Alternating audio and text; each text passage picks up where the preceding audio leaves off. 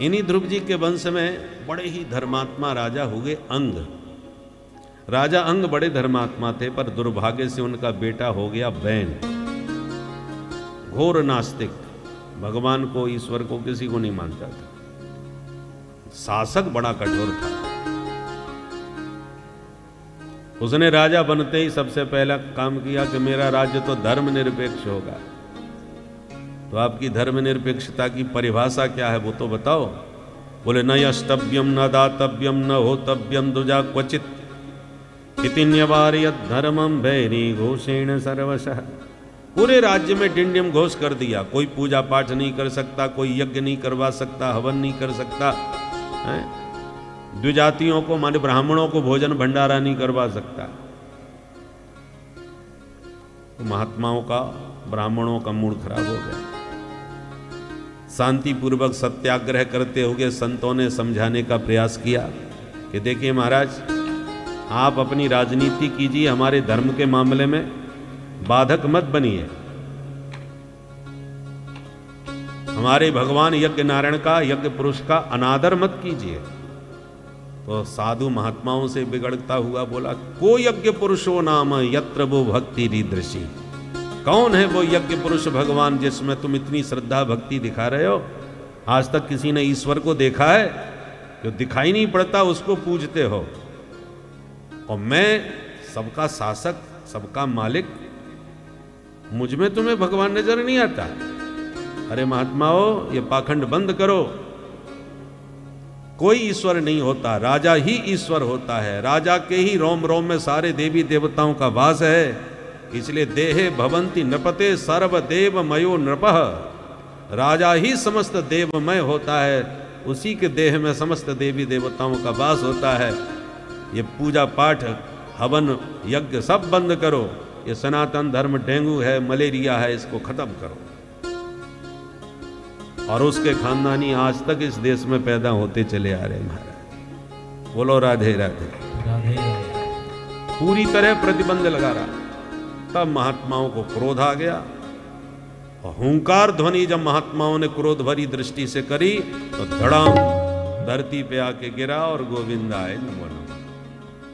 महात्माओं ने अपने उग्र हुंकार से ही जय सिया राम कर दिया। अब महात्मा परेशान कि ले देख, एक राजा तो था कम से कम, हम तो राजा को सुधारने आए थे, पर हमने तो उसको ही सिधार दिया।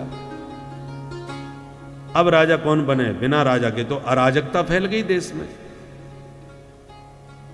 तब महात्माओं ने कहा, जब हमने समस्या खड़ी की है तो समाधान हमको ही करना पड़ेगा। भारत में दो गद्दी चलती हैं, राजगद्दी और व्यास गद्दी।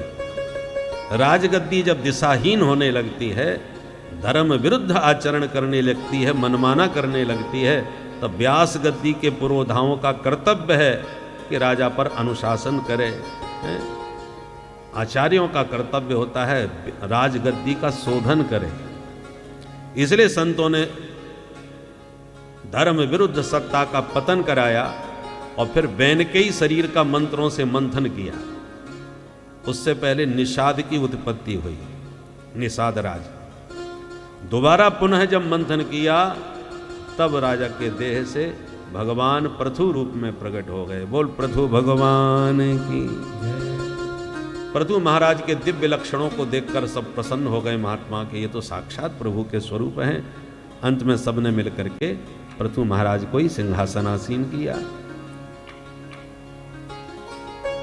और पृथु महाराज ने पृथ्वी का दोहन करके सारे तत्व पृथ्वी में जो लुप्त हो गए थे, गुप्त हो गए थे, पृथ्वी गाय बन के प्रकट हो गई पृथु महाराज के सामने। बोले महाराज, जब धर्म की हानि होती है तो मैं सब अपने दिव्य रत्नों को अपने गर्भ में छुपा लेती हूँ, और धर्म राज्य की स्थापना होती है तब मैं सारे रत्नों को स्वतः प्रकट करने लगती हूँ। हमें आपके सामने गाय बन के खड़ी हूँ, आप प्रेम से मेरा दोहन कीजिए। क्योंकि आपके पूर्वज महाराज बैन ने धर्म पर प्रतिबंध लगाया था, इसलिए मैंने सारे तत्वों को अपने में छुपाया था। क्योंकि अस्मिन लोके थबा मुस्मिन मुदभिस्तत्वदर्शभी, पृथ्वी माँ का वचन है। इस लोक में और उस लोक में, अस्मिन लोके थबा मुस्मिन मुनिभिस्तत्वदर्शभी, यह दोनों लोकों में जीव सुखी रहना चाहे तो दृष्टा योगः प्रयुक्तास्य पुंसाम श्रेयः प्रसिद्ध है। जो मुनिभिस तत्वदर्शी भी, तत्वदृष्टा जो मुनि हैं, शास्त्रज्ञ और दिव्य दृष्टा जो ऋषि मुनि हैं, उन्हीं के बताए हुए मार्ग पर जीव लोक और परलोक की सिद्धि कर सकता है। बहुत से लोग परलोक को मानते नहीं कि मरने के बाद कौन कहाँ जाएगा, किसने देखा, बस खाओ पियो मौज करो। यावत जीवेत स्वयं सुखम जीवेत ऋणम कृत्वा घृतम प्रवेत भस्मीभूतस्य देहस्य पुनरागमनम कुतः। जब तक जियो मौज से जियो, आनंद से जियो, हैं, उधार लेकर के घी पियो। ऋणम कृत्वा घृतम प्रवेत, क्योंकि भस्मीभूतस्य देहस्य, जब हम मर के चले जाएंगे शरीर राख हो जाएगा। पुनरागमनम कुतः, फिर कौन आ रहा है कौन जा रहा है किसने देखा है। ये चारवाक जी का नास्तिक दर्शन है। तो जो परलोक को नहीं मानते वो इस लोक को तो मानेंगे ही। तो इस लोक में भी आप तब तक सुखी नहीं रह सकते जब तक ऋषियों के बताए मार्ग पर नहीं चलोगे। इसलिए पृथ्वी माँ ने कहा कि आप साधु संतों के बताए मार्ग पर चल रहे हैं तो मैं भी तुम्हें सब कुछ देने को तैयार खड़ी हूं। पृथु महाराज ने दोहन किया, इसलिए इस धरती का नाम पृथु की पुत्री के रूप में पृथ्वी पड़ा। पृथु की पुत्री कहलाई। और जितने पहले जंगल ही जंगल, पहाड़ी पहाड़ चारों तरफ धरती में थे, पृथु महाराज ने उन सारे पर्वतों को उठा करके उत्तराखंड में डाले, उत्तर दिशा की ओर। वहां के राजा भगवान भोलेनाथ को बनाया और पृथ्वी को समतल करके विधिवत नगर ग्राम की सुंदर सुंदर व्यवस्थाएं पृथु महाराज ने बनाई। बोल पृथु भगवान की जय। इन्हीं पृथु महाराज के वंश में आगे चल के राजा प्राचीन बरही हुए।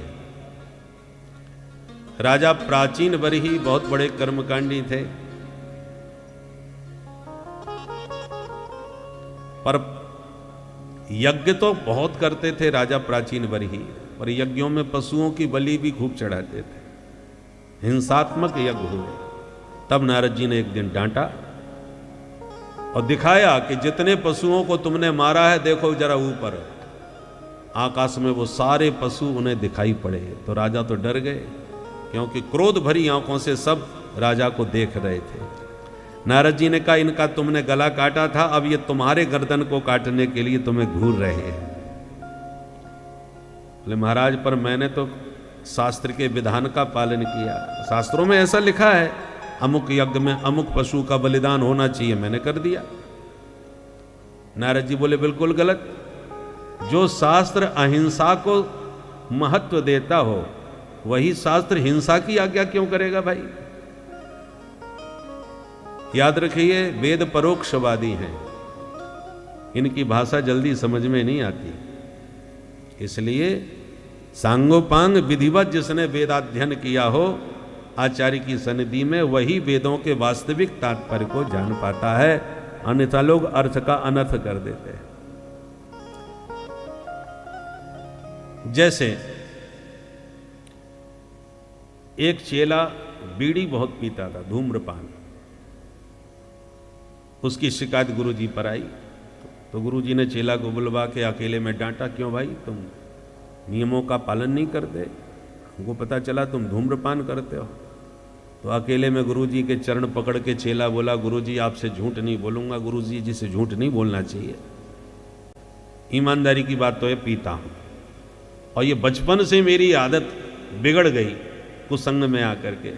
अब मैं स्वयं चाहता हूं कि नियम न तोड़ूं, परंतु क्या करूं, जब तलब लगती है तो रहा नहीं जाता, छुप छुपा के पी लेता हूं। अब गुरुजी आप ही बताओ मैं कैसे छोड़ना तो मैं भी चाहता हूं पर छूट नहीं रहा। गुरुजी ने कहा अच्छा तो हम तुम्हें सप्ताह में एक दिन की छूट दिए देते हैं, मन नहीं माने तो तुम केवल रविवार के दिन पी लिया करो, बाकी किसी दिन हाथ मत लगाना। बोलो वचन दिया तुमने पक्का? तो उस चेला भी पक्का था। गुरुजी मैंने भी आपको वचन दिया कि 6 दिन छूऊंगा नहीं, परंतु रविवार को छोड़ूंगा नहीं। रविवार को तो जरूर पीऊंगा, परंतु और 6 दिन हाथ नहीं लगाऊंगा।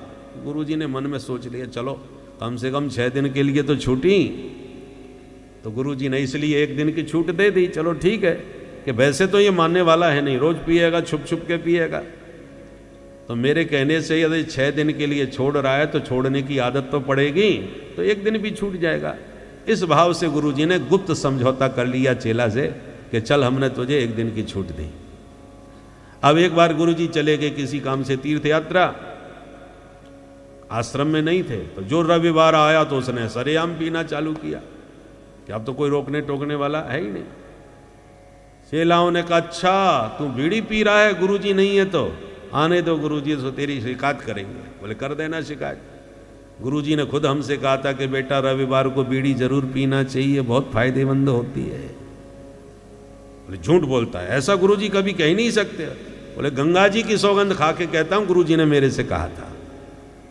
जब शपथ पूर्वक उसने कहा तो विश्वास कर लिया भाई। बोले कभी भी पूछ लेना गुरुजी से, गुरुजी ने कहा है सौगंध खा रहा हूं। बोले अच्छा गुरुजी ने कहा है तब तो आज से हम भी पिया करेंगे। तो जो बिल्कुल नहीं पीते थे उसने उनको भी चालू कर दिया। अब जरा सोचिए गुरुजी का उद्देश्य क्या था 1 दिन की छूट देने में, ताकि ये 6 दिन छोड़ के धीरे धीरे 1 दिन भी छोड़ देगा। पर उसने गुरुजी के वचन को प्रमाण पत्र बना करके जो नहीं पीते थे उनको भी पिलाना चालू कर दिया और आधार बना लिया गुरुजी के वचन को। तो मूल तात्पर्य तो नहीं समझा गुरुजी के कहने का, उद्देश्य तो नहीं समझा। ऐसे ही जो शास्त्र अहिंसा को परम धर्म बतलाता हो, वही शास्त्र किसी जीव की हिंसा की आज्ञा यज्ञ में क्यों दे रहा है, उसके तात्पर्य को समझिए। क्योंकि परोक्षवादी वेद है। मांस, मदिरा और मैथुन, इसमें बहुत से मनुष्यों की बहुत अधिक प्रवृत्ति है। जो तामसी लोग हैं वो मांस, मदिरा, मैथुन में बहुत अधिक उनकी रुचि है। उसको नियंत्रित कैसे किया जाए, उसके लिए विधान बना दिया वेदों ने कि तुम खाए बिना, मांस खाए बिना नहीं रहते, मदिरा पिए बिना नहीं रहते, तो तुम इस विधि से करो। उसको एक विधि में बांध लिया। जैसे कोई शिकारी है, तमाम पशु पक्षियों को आए दिन मारता रहता है, तो उसको नियम बना, अच्छा आज के बाद तुम कौओं को मत मारा करो, नियम लो। उसने कहा कौआ तो मैं वैसे भी नहीं मारता, नियम लेने में क्या बुराई है। उसने नियम लिया, तो इस नियम के माध्यम से अब वो एक तरह से एक नियम में बंध गया। अब शिकार जरूर करता है, परंतु सोचता है कोई कौआ ना मर जाए, मैंने वचन दिया है। तो एक तरह से हिंसा से बचने की उसकी प्रवृत्ति बनी कि मुझे उसे नहीं मारना है। फिर धीरे धीरे उसको और नियम में बांधना चालू कर दिया कि इसको और छोड़ दो, इसको भी मत मारा करो। माने ऐसे करके धीरे धीरे उसकी हिंसा को नियंत्रित करने का प्रयास किया। उसी प्रकार जो बहुत अधिक प्रवृत्त हैं, मैथुन में जिनकी बहुत प्रवृत्ति है, उन्होंने कहा तो ठीक है, शास्त्रों ने कहा तो पहले विधिवत विवाह करो, विवाह के बाद ऋतु धर्म के काल में ही सहवास करो, आदि आदि। उस मैथुन को भी उन्होंने एक नियम में बांध दिया, उसमें एकदम पूरी तरह प्रवृत्त न हो। तो वेद के कहने का तात्पर्य क्या है, उसके तात्पर्य को समझना चाहिए, केवल सीधे सीधे शब्दार्थ को नहीं लेना चाहिए। जैसे गुरुजी का तात्पर्य तो था कि इसकी आदत छूट है, परंतु उसने जिनकी छूटी हुई आदत थी उनको भी उसने आदत डालनी चालू कर दी, तो गलत अर्थ ले लिया, तात्पर्य को ठीक से नहीं समझा। ऐसी वेदों ने जो बात कही है वो किस अभिप्राय से कहां पर कौन सी बात कही है, उसको समझ करके ही उसका अनुसरण करना चाहिए। इसलिए हमारे ऋषियों ने सबको वेद का अधिकार नहीं दिया, क्योंकि अल्पज्ञ व्यक्ति यदि वेदादि शास्त्रों को पढ़ेगा तो उसके मूल गूढ़ तात्पर्य को न समझ करके अनर्थ कर बैठेगा। इसलिए विभेत्यल्प श्रुताद वेदो मामयम प्रहरस्यति। अल्पज्ञ अनाड़ी जब शास्त्र पढ़ता है तो शास्त्र भी कांपने लगते हैं कि मूर्ख हमारे शब्दों का अनर्थ न कर दे। जैसे आपका ऑपरेशन होने वाला हो और डॉक्टर साहब आपके हाथ जोड़ के कहें भाई साहब आराम से लेटे रहना, मैं भी आज जिंदगी में पहली बार ऑपरेशन करने जा रहा हूं, अब सुन के बताइए आपको कैसा लगेगा कि ये अनाड़ी को सबसे पहले हम ही मिले। और उस पर भी ये कह दे कि हम जरा -40 वाले हैं, नए नए बने हैं अभी डॉक्टर, पहली बार करेंगे इसलिए जरा आराम से लेटे रहेंगे, उसकी क्या दशा होगी मरीज की। ऐसे ही यदि शास्त्र को अनाड़ी व्यक्ति हाथ में लेके पढ़ता है तो शास्त्र भी कांपने लगते हैं, या मूर्ख कहीं गलत हमारे शब्दों का अर्थ ना निकाल दे। विभेत्यल्प श्रुताद वेदो मामयम प्रहरस्यति, अपने बुद्धि का प्रहार हमारे शब्दों पर न कर दे। तो नारद जी ने इस प्रकार समझाया प्राचीन वरी को कि तुम गलत कर रहे हो हिंसा। तब प्राचीन वरी को बात समझ में आई और बोले महाराज पर मैं तो बहुत हिंसा कर चुका, अब इस पाप से छुटकारा कैसे मिले। नारद जी बोले हम तुम्हें एक बहुत बढ़िया कहानी सुना देते हैं, कल्याण हो जाएगा, समझ में आ जाए तो। तब नारद जी ने जीवात्मा परमात्मा की एक अद्भुत कहानी सुनाई पुरंजनोपाख्यान के माध्यम से। आख्यान बहुत बड़ा है, ये सार रूप में समझ लें। जीवात्मा है पुरंजन, परमात्मा है अविज्ञात। पुरंजन जीव का नाम क्यों है? पुरीं जनयति इति पुरंजनः, हम सब पुरंजन हैं। जैसे जैसे कर्म करते हैं वैसी वैसी पुरियों में प्रविष्ट करके हमको जन्म दे दिया जाता है। पुरी माने 84 लाख योनियाँ, जैसे जगन्नाथपुरी, द्वारकापुरी, मधुपुरी, सप्तपुरियाँ हैं, ऐसी ब्रह्मा जी के बनाए हुए 84 लाख जो शरीर हैं ये पुरी हैं। और जैसा हम कर्म करते हैं वैसे शरीर रूपी पुरी में प्रविष्ट करके जीव को जन्म दे देते हैं। इसलिए हम सभी जीव हैं पुरंजन। और हमारे प्रभु हैं अविज्ञात, माने सर्वज्ञ, सब कुछ जानते हैं। तो पुरंजन अपने मित्र अविज्ञात से बिछुड़ करके संसार की भवाटिमी में भटक जाता है। और भटके हुए पुरंजन पर जब मित्र की कृपा दृष्टि पड़ती है कि बहुत भटक चुका, अब इसको घर वापस बुला लेते हैं, तब अविज्ञात ही सदगुरु का वेश बना करके आता है और जीव को अपने घर की याद दिलाता है कि माया के ओ पुजारी, आगे की कुछ खबर है, इस घर से और बढ़कर एक दूसरा भी घर है। आज आप तिवारी जी हैं, कोई शुक्ला जी हैं, कोई वर्मा जी हैं, कोई शर्मा जी हैं, कोई गुप्ता जी हैं। यह परिचय आपका जो बना, पहचान जो बनी, कितने साल पुरानी है? बोले 50 साल से तो हम शर्मा जी ही हैं। तो 50 साल तक और बने रहोगे शर्मा जी, परंतु उसके बाद तो आपका परिचय बदल जाएगा। और पहले भी 50 साल से पहले भी आप तो थे, क्योंकि आप तो अविनाशी हैं। ईश्वर अंश जीव अविनाशी, आपका विनाश नहीं हुआ, केवल तबादला होता रहता है, आज यहाँ है कल वहाँ है। ऐसे ही आपका परिचय पहले दूसरा था, आज दूसरा है, 50 साल के बाद फिर कोई तीसरा परिचय हो जाएगा।